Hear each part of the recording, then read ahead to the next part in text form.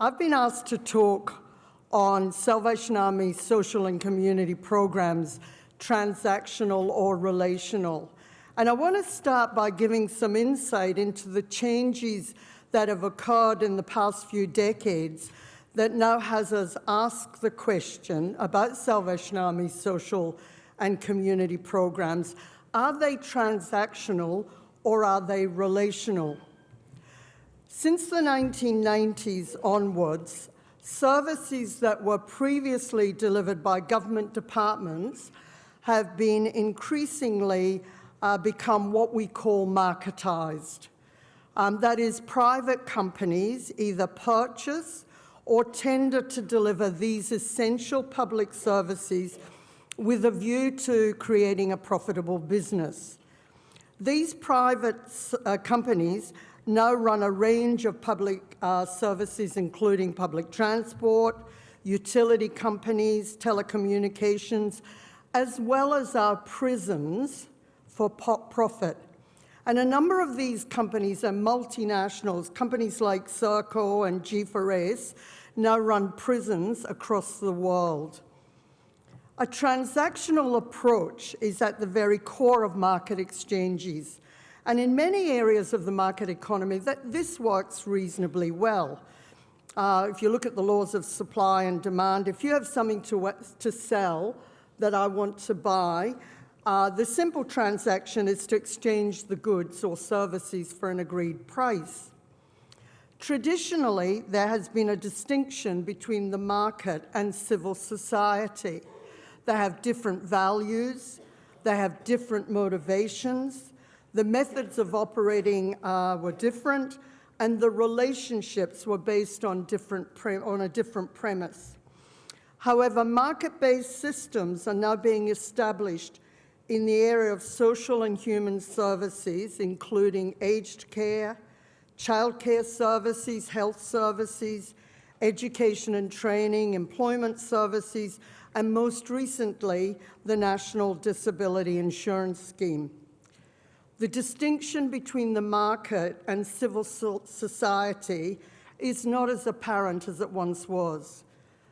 In fact, the boundaries are blurring.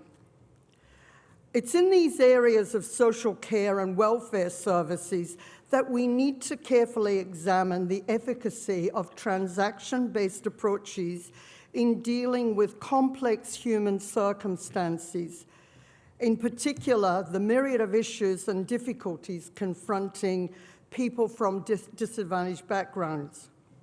I think it's helpful to understand why this market-based transactional approach has come to be the dominant delivery mechanism for services that the public need, and also how these approaches are now encroaching into the area of social services, particularly those that were once the domain of faith-based agencies and secular non-profits. This major strategic and cultural shift in the way public services are now defined and delivered came about through the popularity of a new intellectual paradigm in a range of OECD countries referred to as New Public Management. New public management emerged to combat what was seen to be the failings in bureaucratic systems of public service delivery. And we heard Bill Shorten this morning talk about how in public service departments, there are some really good people doing some really good things. But back in the early 90s, they were seen to be bureaucratic monoliths and not very effective. So the NPN reform agenda includes privatization of public services and the establishment of market-type approaches. The underpinning premise being that the market approach will improve performance and that incorporating private agencies in the delivery of public services will produce cost-effective outcomes. I'm not sure that that's been realized. Some of the key mechanisms that featured in the new public management reforms include managerialism, which is really an ideological approach and belief in tightly managed organizations and accountability processes. Secondly, a key focus on performance measurements, or KPIs, which are very much rule-bound and often governed by a prescriptive contract. And thirdly, competition amongst service providers, which in turn is expected to create increased user choice. Indeed, choice is often used as the redeeming feature in market-based systems, notwithstanding the fact that in some areas there's very limited choice and others so many options that it becomes overwhelming. The mechanisms of this new public management create a proliferation of command and control techniques, and that in turn has promoted a tick-the-box compliance culture. And this, combined with the focus on delivering measurable outcomes, has sometimes neglected the importance of human relationships and risks reducing the complexity and texture of the human experience to a simple number, leading to policies and services that don't address the core of the problem. Targeting only the outcome forgets that the way that people are treated matters too, and it underplays the role of relationships in improving people's lives. A purely outcomes-focused mode also involves certain people deciding for others what they should choose to value. Furthermore, outcome metrics that are built into government contracts often have unintended consequences and may exacerbate the problem they are designed to ameliorate. In market systems, service providers are paid for individual transactions. The interactions with clients becomes overwhelmingly transactional, and the type and timing of these interactions are often prescribed by the funding agency and monitored through a tightly controlled contract. These approaches to social services have been described as the commodification of people. Commodification essentially describing the process where something without an economic value is given an economic value that essentially replaces other social values, those values such as generosity, reciprocity, and empathy. A major criticism of the private employment services from job seekers is that they feel demeaned and humiliated having to undertake a series of standard activities and box-ticking exercises that they feel are often counterproductive to their needs and for which the provider is paid, receives a fee. In other words, they feel commodified. The Disability Royal Commission has also presented several examples where NDIS participants have felt commodified and undervalued by the transactional nature of the relationships with service providers. A transactional approach is all about the short term. They're often temporary, standardized, mechanistic, depersonalized. It's a one-size-fits-all. It's about going through the motions, ticking the boxes, and focused on the benefit that comes from the transaction without necessarily considering the individual's needs in the longer term. They are an end to themselves. Transactional connections, therefore, are often seen as more self-serving. That is, services or goods are only provided where there is a reward or payment. Transactional approaches can't address the intractable, wicked social problems we encounter in many of our services. Disadvantaged people have complex needs. They may be homeless, have an addiction, be unemployed, have mental health issues.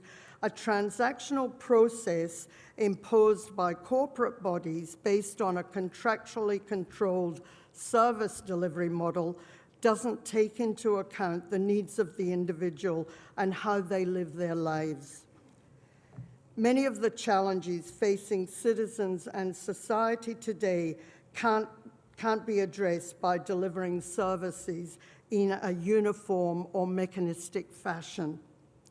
We therefore need, as faith-based organizations, to avoid rigid, standardized processes that curtail the development of meaningful relationships, or tick-a-box systems that simply require adherence to rigid rules, regardless of whether they meet the person's needs or expectations. Only through building relationally focused services and adopting a person-centered approach can we hope to meet the holistic needs of individuals. Relational approaches are genuinely concerned with relating to people, getting to know the individual, focusing on their needs, their wants, their expectations. They are intentional, flexible, individualized, showing concern, respecting the agency of the individual, and therefore empowering. A relational way says, I care about you as a person. I'm interested in you and your experience and working through the solutions with you. Relational requires patience and results in longer-term mutual benefits. In fact, as the relationship develops, it becomes reciprocal. The people who come to us with a need have a value, an intrinsic and inherent worth. They have something to offer. As Cameron said yesterday, they don't want to be seen as someone coming for a handout. They need and expect to be treated with dignity and respect. Caring relationships that show a deep empathy for the other is at the very heart of the Christian experience. As Glenn said yesterday, God is relational. It's a reciprocal relationship between the Father, Son, and Holy Spirit. Now, I know that most social services would argue that the services they provide are person-centered. It's almost become a cliche within the sector. We deliver person-centered services. But in many instances, this only goes as far as the funding body or the contract will allow.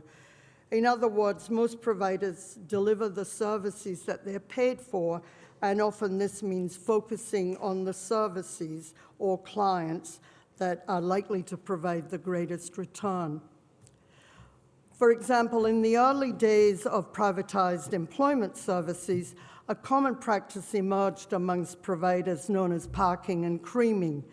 This meant that some providers chose to focus their attention on those job seekers that were likely to achieve a job outcome, and they neglected those disadvantaged job seekers whom they deemed less employable.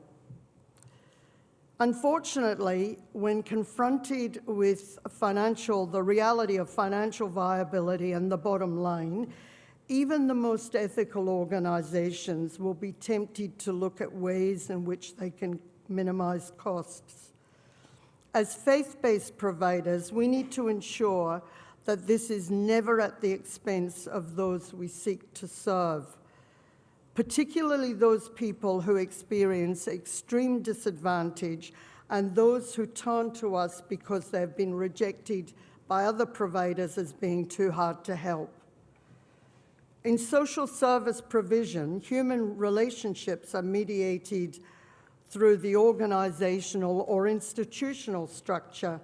And so it's critical that faith-based organizations continue to place the emphasis on relationship and encourage these to persist over time rather than focusing on the transaction or indeed the bottom line.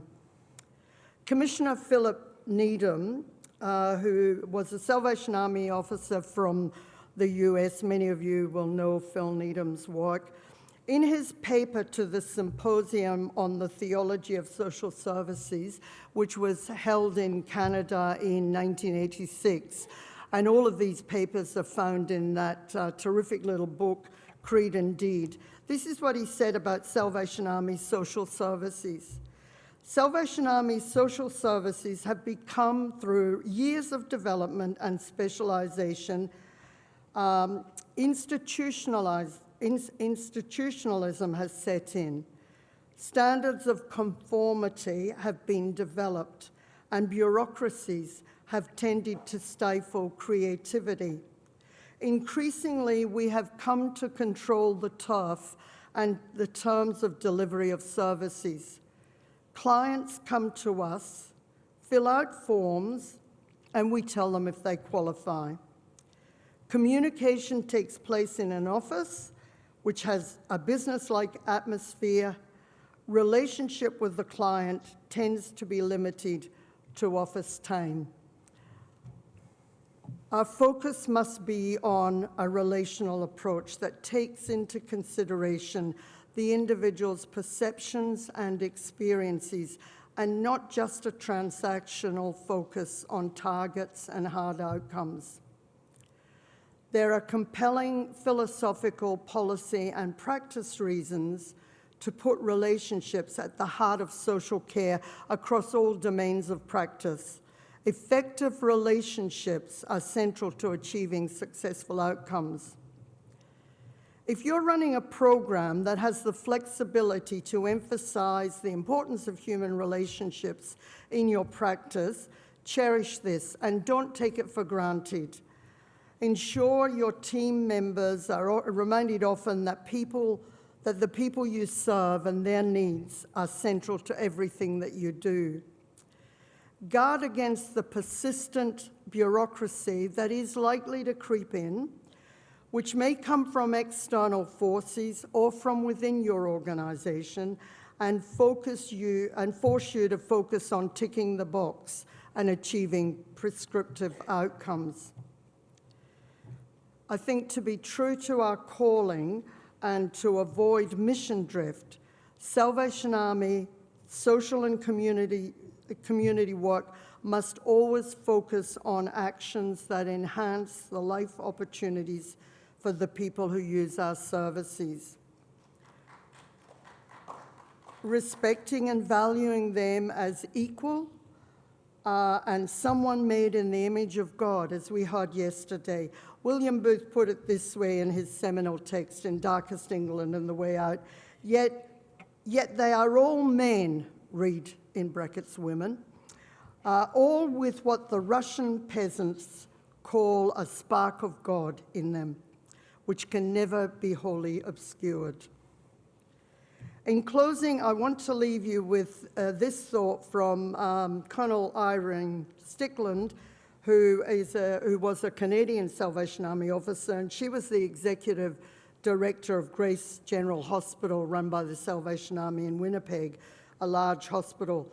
Irene referred to Salvation Army social services as the divine imperative, noting that reaching out to others through helping relationships is both the natural outcome of the spirit-filled life and the divine requirement for all who would identify with the name of Christ. Thank you.